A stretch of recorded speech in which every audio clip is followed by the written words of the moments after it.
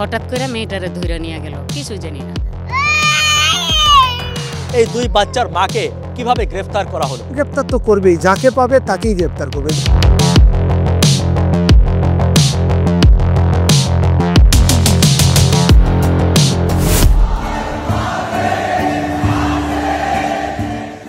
গত ৫ই আগস্ট রাজনৈতিক পট পরিবর্তন ও শেখ হাসিনার পতনের পর আওয়ামী লীগ ও তার দোসরদের অপকর্মের বিচার শুরু হয়েছে। আর এই কাজ সুষ্ঠুভাবে করতে সারা দেশে হয়েছে অসংখ্য মামলা।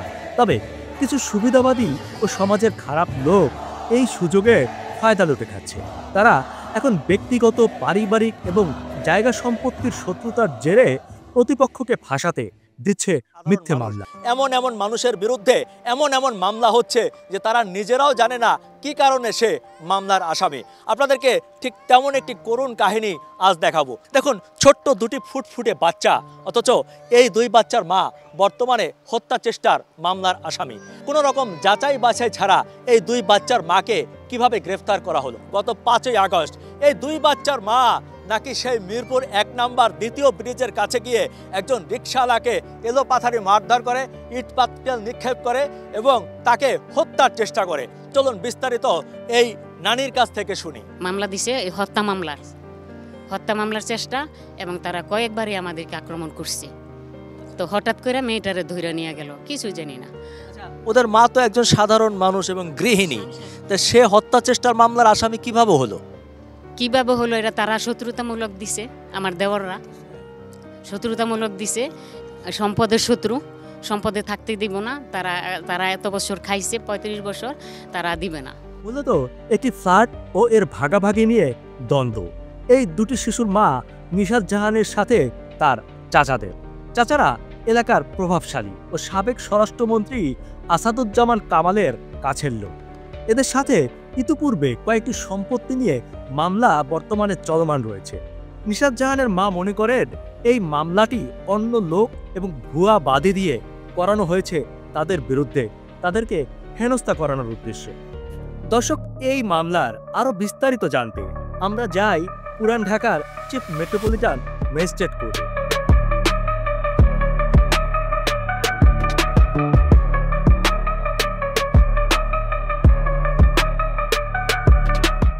এখানে বিজ্ঞ সিএমএম মহোদয়ের ১৪ নং আদালতে এই মামলাটি চলমান। নাদিয়া আক্তার রিয়া, যিনি এই মামলাটি করেছেন, তিনি উল্লেখ করেছেন গত ৫ই আগস্ট জনৈক কালামুল্লাহ নামক ব্যক্তিকে হত্যার উদ্দেশ্যে তার উপর হামলা করেছেন নিশাত জাহান। আজ এই মামলার একটি তারিখ রয়েছে। আমরা এই মামলার বাদী নাদিয়া আক্তার রিয়ার অপেক্ষায় সারাদিন কোর্টে থেকেও তার দেখা পাইনি। কথা বলেছিলাম তার আইনজীবী জনাব অ্যাডভোকেট লুৎফর রহমানের সাথে। আচ্ছা, আপনি ওখানে উল্লেখ করেছেন উনি হচ্ছে সাবেক প্রধানমন্ত্রী শেখ হাসিনার বিশেষ বার্তাবাহক। জি, এটা আপনি কিভাবে জানলেন? এখানে এক থেকে সর্বশেষ আসামি পর্যন্ত জি, সমস্ত তথ্য উপাত্ত বাদীর দেওয়া। আচ্ছা, এটা আমি তো এই ঘটনা সম্পর্কে আমার তো অবগতর কোনো কারণেই নাই। যেহেতু আপনি একজন আইনজীবী, আমি তথ্য উপাত্ত ওনারা দিয়েছে, আমি মামলা করেছেন। আচ্ছা, একজন আইনজীবী হিসেবে আপনি কি জানেন যে শেখ হাসিনার বিশেষ বার্তাবাহক কিংবা প্রধানমন্ত্রীর কার্যালয়, প্রধান উপদেষ্টার কার্যালয়ে বিশেষ বার্তাবাহক বলতে কোনো পোস্ট নাই? এটা কি আপনি জানেন না? না, এটা আমি জানি না। মেবি কোনো একটা পোস্ট আছে, আমি ধারণা করেছি। এরকম কোনো পদ নেই।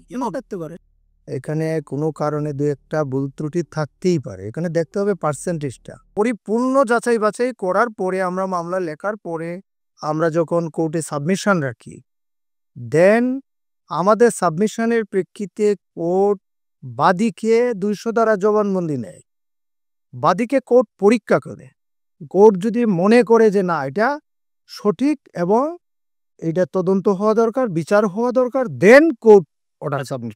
তদন্তের স্বার্থে এখানে যারা যেহেতু এফআইআর ভুক্ত আসামি, গ্রেপ্তার তো করবেই, যাকে পাবে তাকেই গ্রেপ্তার করবে, যেহেতু আন্ডার ইনভেস্টিগেট অবস্থায় আছে মামলাটা। আমরা দেখলাম ইতিপূর্বে ১৭ বছর জেল কাটার পরে এখন খালাস হচ্ছে। অনেক আসামি আছে নির্দ্বিধায় বছরের পর জেল কাটার পরে কারা হচ্ছে। আমি বলছি যে ইতিহাস আছে, কিন্তু এইটা এখন হবে না। আমাকে ইতিহাসের পুনরাবৃত্তি কোনো, এই জন্যই তো তদন্তে দেওয়া হয়েছে এবং তদন্তে সঠিক তদন্ত যদি হয়। তদন্ত, কিন্তু আমার দুটো জিনিস লাগে যে এই যে বিষয়টা এটি আপনি কোনো রকম ব্যক্তিগতভাবে খোঁজ খবর না নিয়ে এরকম একজন দুটো শিশু কান্নাকাটি করছে, অমানবিক বিষয়টি। হ্যাঁ, এটি আপনি না দেখে এই জিনিসটা যেটা করলেন এটা আসলে দুঃখজনক। আমি আপনাকে বলি, আপনার কথাটা সঠিক আছে, একটু দেন আমি আমি এই কতজন আসামি আমি বলি আপনাকে। এই যে এনোসিস 46 জন। 46 জন আসামি, একজন লয়ার কেন নিবে তথ্য?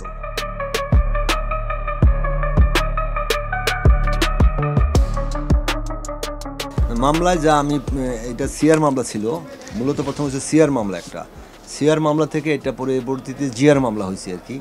Place of occurrence, place of occurrence থেকে তার বাসার দূরত্ব কমপক্ষে 10 কিলোমিটার। আর একটা মহিলা এসে এখানে পিকেটিং করবে না, এখানে হামলা মামলা করবে না, এটা সম্পূর্ণ ফ্যাক এবং ফেব্রিকেট। এই ঘটনার সাথে তার সম্পৃক্ত থাকার কোনো প্রশ্নই ওঠে না।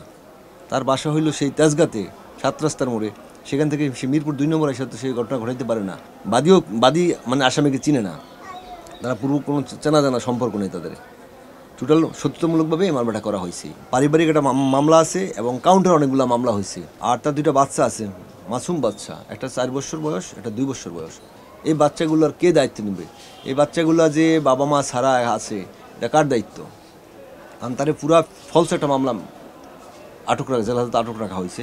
দর্শক মণ্ডলী, এই মামলাটির তারিখ ছিল আজকে, যে মামলার বাদী হচ্ছে নাদিয়া আক্তার রিয়া। আমরা আশা করেছিলাম নাদিয়া আক্তার রিয়া আজকে এই কোর্টে হাজিরা দিতে আসবেন, কিন্তু তিনি আসেননি এবং তাকে খুঁজে পাওয়া যাচ্ছে না। চলুন আপনাদেরকে নিয়ে এখন তার সেই ঠিকানা দারুস সালাম মিরপুরে যাই, আমার সাথে চলুন।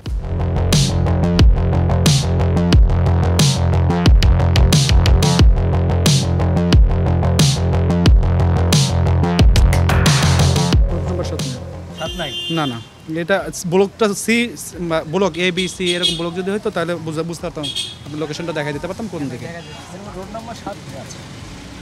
এরকম তো ধরেন যে ওইদিকে 1 2 3 এইরকম রোড দেওয়া আছে, কিন্তু ওইটা কোন ব্লকে পড়ছে সেটা তো বলতে পারতেছি না।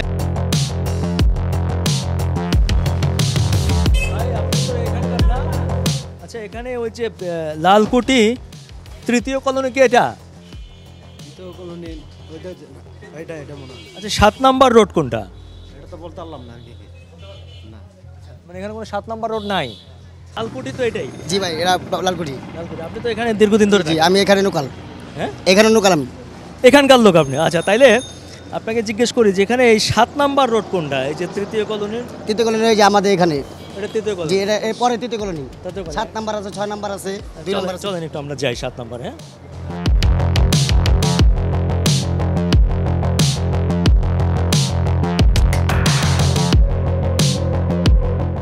এই যে ফজর আলী, যে ফজর আলী সাহেবের নাতি হচ্ছে না? হ্যাঁ জি জি নাতি। হ্যাঁ। আচ্ছা, ওনার কোনো মেয়ের নাম কি নাদিয়া আক্তার রিয়া আছে?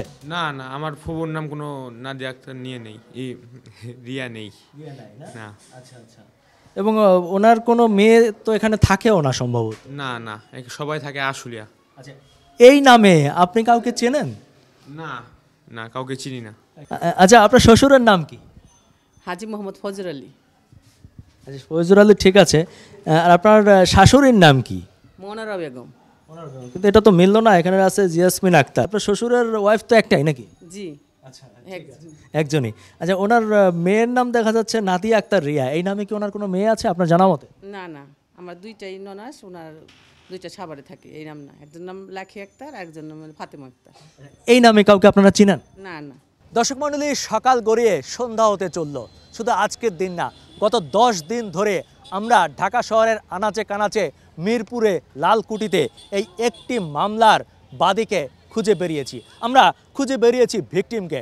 ভিকটিম এমন একজন মানুষ যাকে হত্যা চেষ্টা করা হয়েছে, যার উপর ইট পাটকেল ছুঁড়ে মেরা হয়েছে, যার কাছ থেকে মোবাইল ফোন ছিনিয়ে নেওয়া হয়েছে, অথচ বাস্তবে তাকে আমরা খুঁজে পাইনি। তার একটি এনআইডি কার্ড পেয়েছি, তাতেও তার নাম্বার নেই। আর এই মামলার যিনি বাদী, যার নাম নাদিয়া আক্তার রিয়া, বাস্তবে তার কোনো অস্তিত্ব এই পুরো এলাকায় নেই, এমনকি কেউ তার কোনো সন্ধানও দিতে পারেনি।